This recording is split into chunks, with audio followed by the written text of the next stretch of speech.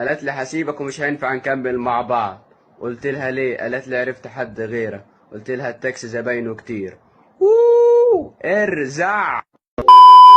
طول عمر ريال مدريد معروف بشراء النجوم زي جود بلينجهام ودين هازارد وجاريث بيل وكريستيانو رونالدو ومبابي وزين الدين زيدان ورونالدو الظاهرة وغيرهم من النجوم.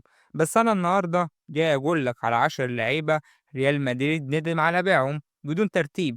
خلينا نبدأ بأشرف حكيمي اللي قعد في ريال مدريد أكتر من 10 سنين بعد ما انضم لأكاديمية الشباب في ريال مدريد في 2006. شارك المغربي في 17 مباراة مع الفريق الأول، وبعدها طلع إعارة إلى بروسيا دورتموند، وبعدها انتقل بصفة كاملة إلى الإنتر ب 13 مليون يورو. تألق معاهم وكان عامل ثنائية جبارة مع لوكاكو، وبعدها انتقل إلى باريس سان جيرمان في 2021 بصفقة تاريخية قيمتها 60 مليون يورو.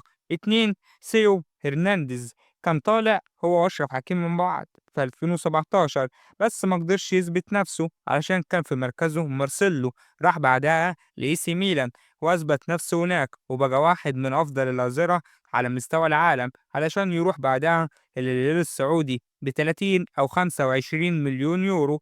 تالت واحد روبن اللي كان جاي من تشيلسي في 2007 ب 35 مليون يورو. كان متوقع إنه يكون واحد من أفضل لعيبة في الدوري الأسباني رغم إنه أظهر لمحات من موهبته، إلا إن الإصابات كان لها رأي تاني.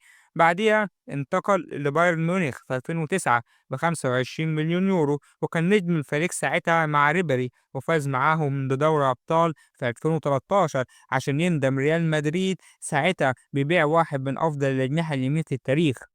قلت تعمل لي لايك صباح الفل. انت بتقول لي صباح الفل على ايه؟ وانا بصبح عليك؟ انا عايزك تقول رايك على الفيديو، ما تخشش تقول لي صباح الفل ازيك يا جيار عامل ايه الحمد لله. الكلام ده بيني وبينك بقى على الواتس يا معلم.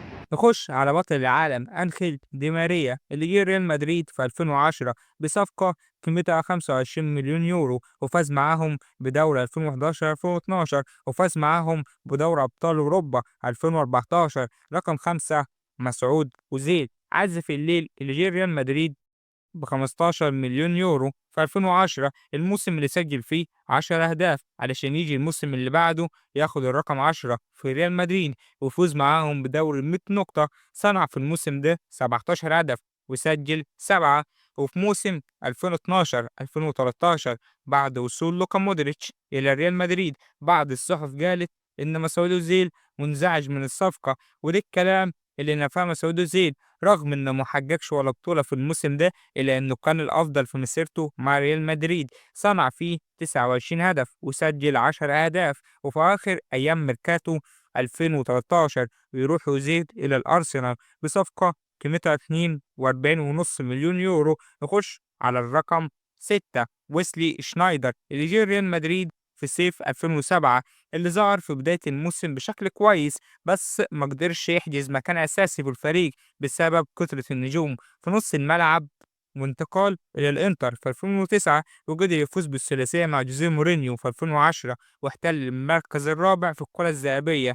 تخش على رقم 7 هو كلود ماكريلي اللي جه ريال مدريد في سنة 2000 من سيلتا فيجو، وبسرعة بقى ركيزة أساسية في خط النص على الرغم من أهميته في ريال مدريد، لكن اتباع لتشيلسي في 2003 بعد ما طلب عقد أحسن من اللي بياخده، ولكن الطلب اترفض ساعتها. ولاعيبة ريال مدريد أدركت إن النادي هيندم على القرار ده لسنوات. واللي أكد كلامي تصريح زيني قال فيما معناه إن انتقاله غير مفهوم، وإزاي ريال مدريد يسيب الموتور اللي بيشغل العربية، والقرار اللي قالت عنه الصحف بأنه الأسوأ في تاريخ ريال مدريد. هروح ارشح نفسي رئيس للجمهوريه يوم الثلاث ومعايا 50,000 توكيل، وهي مش بالتوكيلات، لو على التوكيلات انا هجمع من. وعلى فكره يوم الثلاث ان شاء الله هعدلكم 50,000 توكيل، ومش هنسى حد فيكم.